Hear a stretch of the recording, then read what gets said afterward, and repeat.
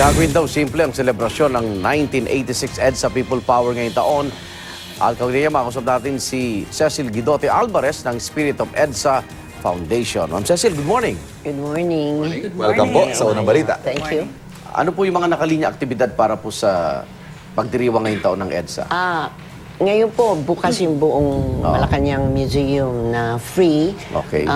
Bukas nga po yung gagawing traditional celebration at ito ay gagawin sa Camp Aguinaldo imbes na dun sa EDSA People Power Monument dahil nga may crisis tayo sa traffic and dadagdag na naman yun.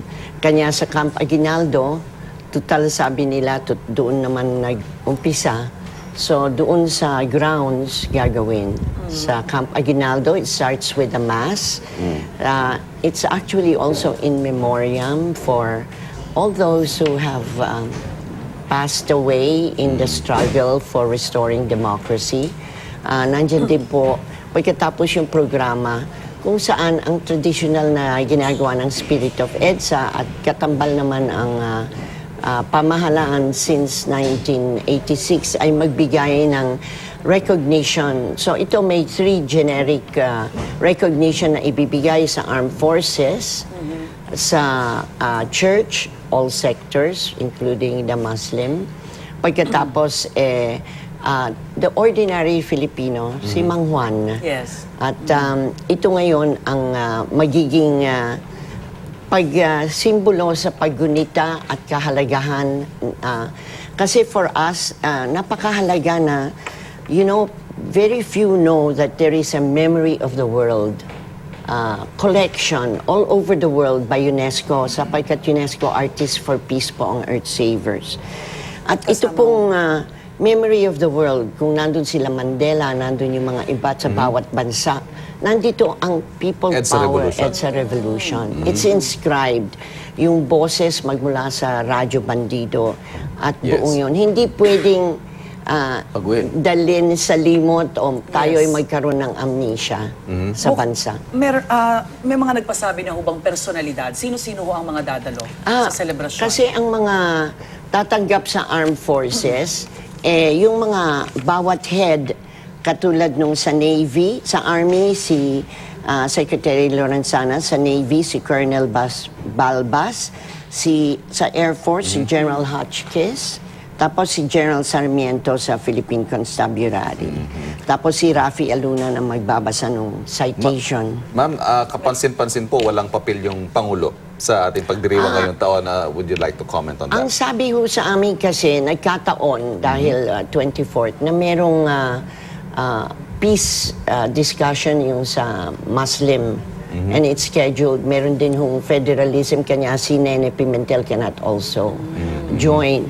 And nagkataong nagkasama. So, malamang kung hindi si Secretary Medialdea na babasahin yung mensahe ng Pangulo, baka sakaling maka-video message siguro. Kasi may order siya na lahat naman, pati si Secretary Martin Andanar, lahat nandun, pati anong sa press briefing, nandun yung government. Ako naman si Spirit of EDSA na itinatag ni Chris Carrion, I was asked to represent it. Dating Pangulong Fidel Ramos po. Oo, darating rin ho siya.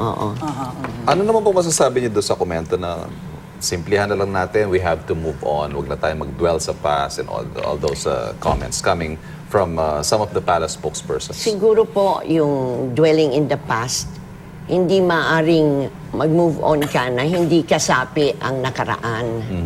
At katulad ng sinabi natin, hindi pwedeng ibaliwala ang alaala o ang katotohanan o kasaysayan. So nandoon yun, kanya merong EDSA, pwede sanang isang tabi ang EDSA, ngunit nandoon ang EDSA sapagkat dito tayo humuhugot ng matinding lakas at masasabi nating yabang dahil talagang sa buong mundo ay talagang pinarangalan o kinilala talaga ang katapangan, ang kagitingan, ang pagkakaisa ng Pilipinas na, well, very peacefully na itakwil natin ang diktadurya at naging halimbawa sa maraming mga bansa, lalo na sa East Europe, para maibalik rin ang demokrasya o makamit nila ang demokrasya. Kanya hindi pwede. It is impossible. It's like inflicting the worst sin you can do to a nation. Either amnesia or Alzheimer's disease. Piliin mo yun, pero masakit, hindi pwede. At dito, ang sabi nga, by moving on, ang ibig sabihin, nakalaya na tayo sa tyranny, sa diktadurya. At nandito nga ang free media, thank you. Noon hindi maaaring magsalita ka. Sinabi naman ng presidente, free expression. So, kung saan merong mga gaganapin at hindi ipagbabawal. Okay. Ma'am, hiwalay ito sa Malacanang o pares yan? Pareho. Partner ho ang Kasi mas Malacanang. sinimplihan ngayon. Camp Aguinaldo Sinimplihin pa. sa Camp Aguinaldo kasi hanggang ngayon humihingi pa nga sila ng emergency powers for traffic. Dati ho, palagi namin naririnig, meron yung mga dumadaan, talagang sila ang nagmumura dahil sa traffic pag doon. So ngayon, alam natin na huwag nang dagdagan, maraming na heart attack, maraming nagbabarilan pa. Pero sa tingin nyo, may epekto ba sa selebrasyon yung mga komento na syempre nakikita nila yung si Pangulong Digong na mas ewan ko kung tama yung salita, pumapabor o kumikiling sa mga Marcoses, kaya wala siya talaga sa selebrasyon at hindi niya i-observe itong celebration.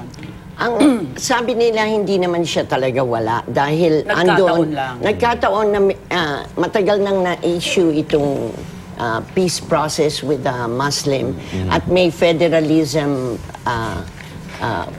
convocation sa Mindanao. Kanya nga sinene na isa sa mga dating freedom heroes, maraming mga freedom heroes. Ako nga ho kasapi dahil isa rin sa mga EDSA freedom heroes na nahirang ang aking kabiyak.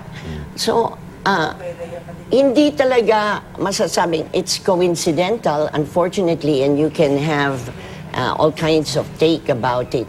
Pero lahat ng kanyang agencies ay kasama sa meeting from Secretary Medialdia to Secretary Martin Andanar to the spokesperson.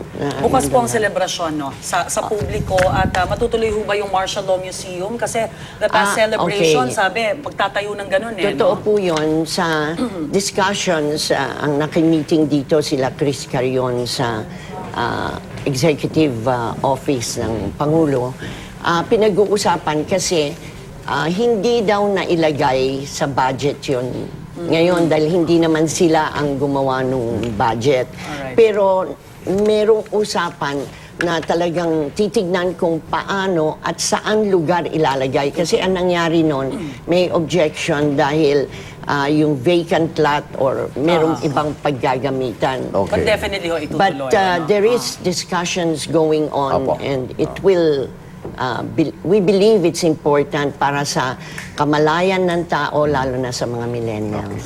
Cecil, maraming salamat po. Nako, sa- thank you din po. Maraming At salamat po. Mabuhay ang Pilipinas Yes. at ang Mabuhay po. unang hirit. Salamat po. Cecil Thank Guidote you very Alvarez po ng much. Spirit of EDSA Foundation.